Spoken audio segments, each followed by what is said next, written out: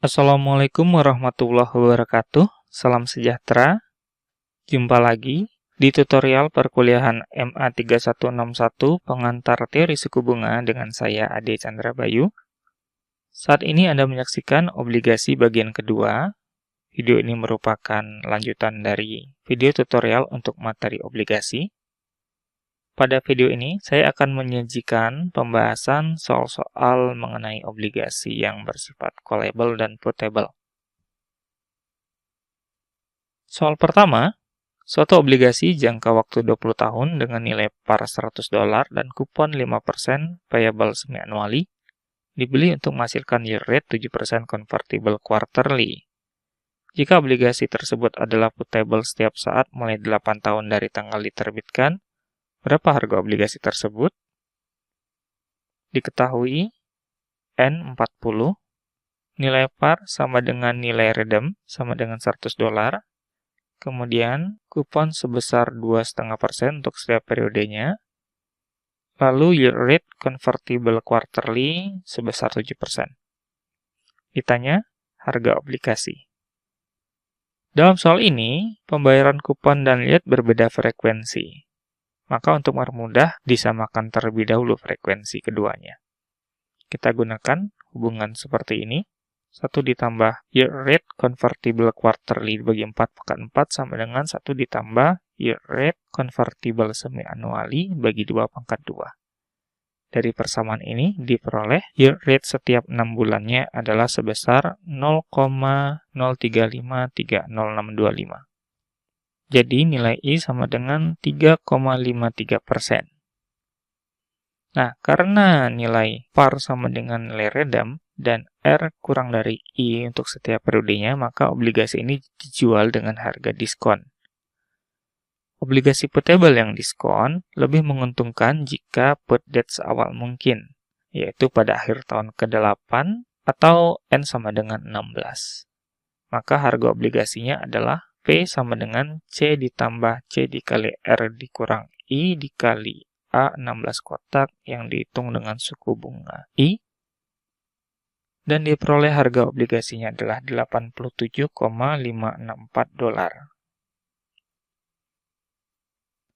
Soal kedua, sebuah obligasi 12 tahun dengan nilai par $1.500 dengan kupon 12% per tahun dibeli dengan harga $1.600. Nilai penembusan saat maturity adalah $1.400 yang dapat di-call pada setiap akhir tahun dengan call premium $210 pada akhir tahun ke-1, 2, 3, dan 4, $150 pada akhir tahun ke-5, 6, 7, dan 8, dan $100 pada akhir tahun ke-9, 10, dan 11. Pertanyaan pertama, tentukan kondisi harganya premium atau diskon pada setiap akhir tahun. Kemudian tentukan yield rate terendah dari obligasi ini. Dari soal diketahui F sama dengan 1.500, R sama dengan 12%, P sama dengan 1.600, C sama dengan 1.400, dan N sama dengan 12.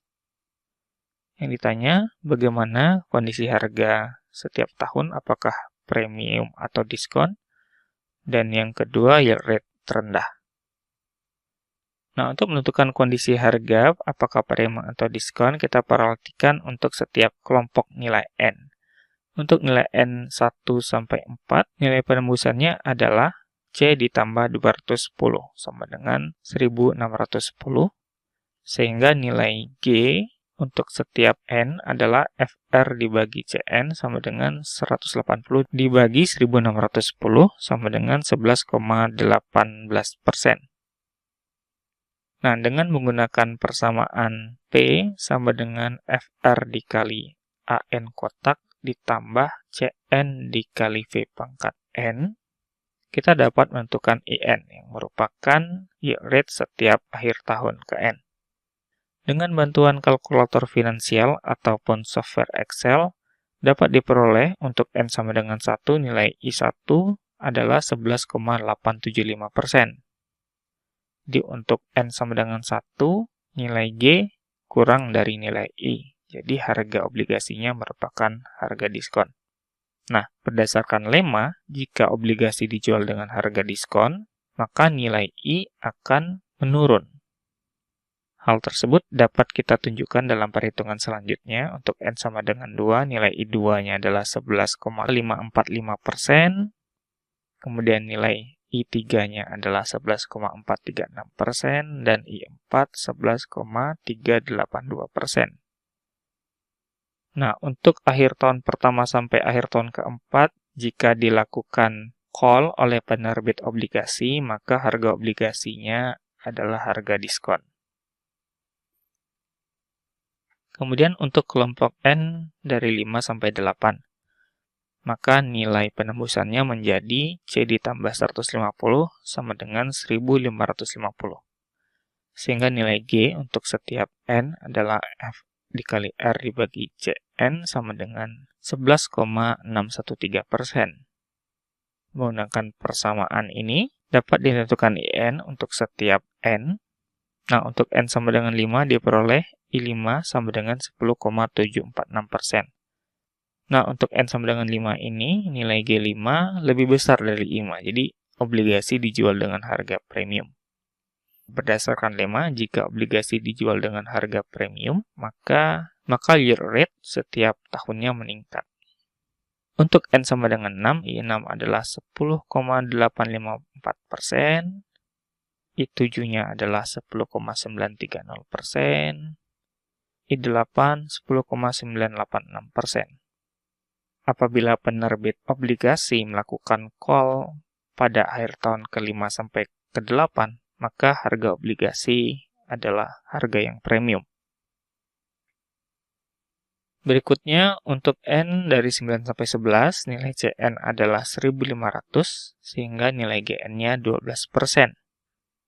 Nah, dengan persamaan ini akan ditentukan nilai IN untuk N dari 9 sampai 11. Untuk N sama dengan 9 diperoleh I9 sama dengan 10,805%. Nah, jadi di sini G lebih besar dari I, harga obligasinya adalah premium. Untuk N berikutnya, tentu nilai I semakin meningkat. I10-nya adalah 10,874%, I11 10,929%. Harga obligasi premium apabila penerbit obligasi melakukan call pada akhir tahun ke-9, 10, dan 11. Terakhir, untuk N sama dengan 12, nilai CN sama dengan 1400 sehingga nilai G-nya adalah 12,857%. Kita dapat tentukan nilai I12 sebesar 10,689%. Nilai G lebih dari I, jadi harga obligasinya premium. Nah, harga obligasi premium ini jelas sekali dapat dilihat dari soal bahwa harga obligasi itu lebih besar dari nilai parnya. Untuk yield rate terendah dapat dilihat dari keseluruhan nilai yang diperoleh. Nilai yield rate terendah terjadi jika obligasi di-call pada akhir tahun ke-12, yaitu sebesar 10,689%.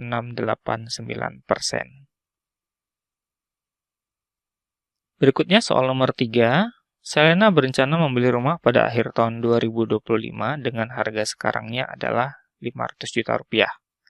Harga rumah diperkirakan naik seiring dengan inflasi yang setara dengan kenaikan 8% per tahun. Pada akhir 2020, ia membeli obligasi sehingga redemption value dari obligasi tersebut dapat dipakai untuk membayar harga rumah tersebut. Terdapat dua pilihan obligasi dengan redemption value sesuai syarat yang diperlukan atau yang tersedia. Obligasi pilihan pertama, nilai par 600 juta rupiah, kupon 14% convertible semi-annually, yield rate 10% convertible semi-annually. Obligasi pilihan kedua, nilai par 500 juta, kupon 15% convertible semi-annually, yield rate 12% convertible semi-annually. Pertanyaan pertama, tentukan harga rumah 5 tahun yang akan datang. Pertanyaan kedua, tentukan pilihan obligasi yang menguntungkan bagi Selena. Harga rumah 5 tahun yang akan datang. Karena setiap tahunnya diperkirakan kenaikan sebesar 8%, maka 5 tahun yang akan datang harga rumah menjadi 500 juta dikali 1 ditambah 8% pangkat 5. Jadi harga rumah menjadi Rp734.664.038,4. Berdasarkan harga rumah 5 tahun yang akan datang ini, pilihan obligasi yang menguntungkan bagi Silana dapat ditentukan. Obligasi pilihan pertama, nilai F Rp600 juta, R 7%, I 5%, N-nya 10, dan nilai C sama dengan harga rumah 5 tahun yang akan datang. Dari data ini, dapat ditentukan harga obligasinya sebesar Rp775.332.857,099. Harga obligasi ini ditentukan dengan rumus dasar F dikali R dikali A 10 kotak ditambah C dikali V pangkat 10. Kemudian untuk obligasi yang kedua, nilai F-nya 500 juta, nilai R 7,5%, I 6%, N sama dengan 10, dan C sama dengan obligasi pilihan pertama. Dengan rumus dasar diperoleh harga obligasinya adalah Rp686.235.826,258. Nah, obligasi mana yang menguntungkan bagi Silana? Jika kriteria pilihan adalah harga termurah, maka obligasi pilihan kedua menguntungkan bagi Silana. Dapat kita lihat juga bahwa apabila dibandingkan dengan harga rumah 5 tahun yang akan datang, maka obligasi pada pilihan pertama ini merupakan obligasi yang premium karena harganya lebih dari redemption value, sedangkan obligasi pilihan kedua merupakan obligasi yang diskon. Selain harganya lebih murah, kita juga dapat lihat bahwa persentase kupon dan yield rate-nya juga lebih besar dari obligasi pilihan pertama. Jadi dapat disimpulkan bahwa obligasi yang menguntungkan adalah obligasi pilihan kedua. Demikianlah video tutorial obligasi bagian kedua. Terima kasih atas perhatian Anda. Mohon maaf jika ada kekurangan. Sampai jumpa di video tutorial berikutnya. Assalamualaikum warahmatullahi wabarakatuh. Salam sejahtera.